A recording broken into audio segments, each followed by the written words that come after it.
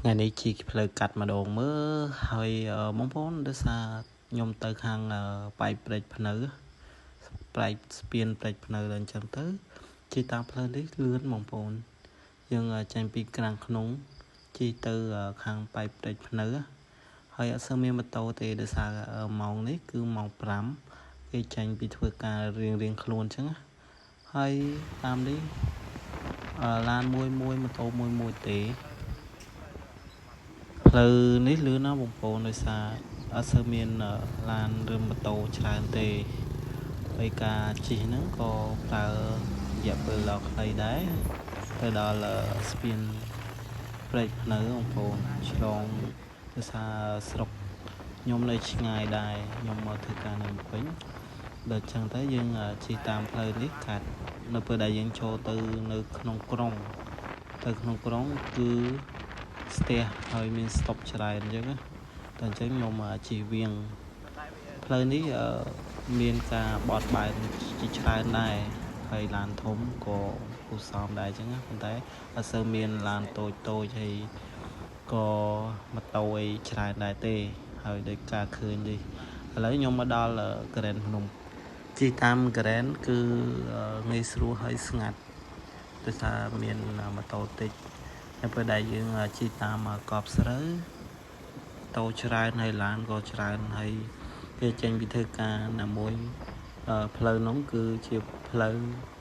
ឡានធំបើកអញ្ចឹងណាតែអញ្ចឹងខ្ញុំជិះវៀងតាមក្រែនភ្នំពេញបងប្អូនហើយឥឡូវឈប់ទិញជើងមាន់ឈប់ចេញជើងមាន់ដោយសារអស់កម្លាំងហងដល់អញ្ចឹងទៅចង់បើជើងមាន់បន្តិចជីតាមម្ដងផ្លូវឃើញឈ្ងុយក៏ឈប់ទិញជើងមាន់បន្តិចដើម្បីបើសុខភាពខ្លួនឯងកុំឲ្យស្អែកមកធ្វើការបន្ថែមទៀតអញ្ចឹងណាតោះឥឡូវយើងទៅបន្តទៅមុខទៀតដោយសារមេឃក៏មិនសូវស្រួលដែរបងប្អូនណាវាអត់សូវស្រួលទេឥឡូវយើងជិះទៅមុខទៀតហើយខ្ញុំជិះតាមកាត់តាមមានឈ្នះអញ្ចឹងយើងជិះទៅប្រសិនបើបងប្អូនចូលចិត្តវីដេអូនេះកុំភ្លេចជួយ Subscribe និងដាក់រូបកណ្ដឹងម្នាក់មួយផងដើម្បីទទួលបានវីដេអូថ្មីពីខ្ញុំបាទរ៉ាឌីត្រាយបងប្អូនដោយសារខ្ញុំនឹងធ្វើវីដេអូចែកជូនបងប្អូនជារៀងរាល់ថ្ងៃហើយប្រសិនបើបងប្អូនចូលចិត្តកុំភ្លេចជួយ like និង share វីដេអូផងអរគុណសម្រាប់ការតាមដានវីដេអូនេះតោះហើយទស្សនាតាមដងផ្លូវនៅពេលល្ងាច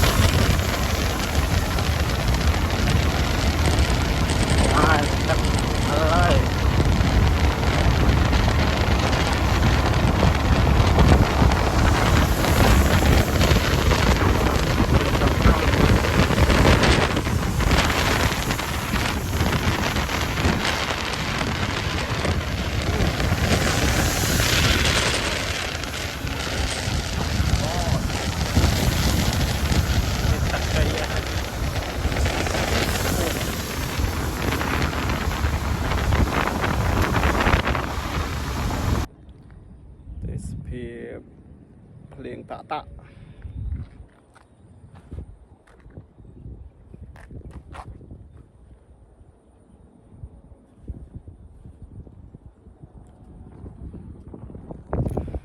Swapscape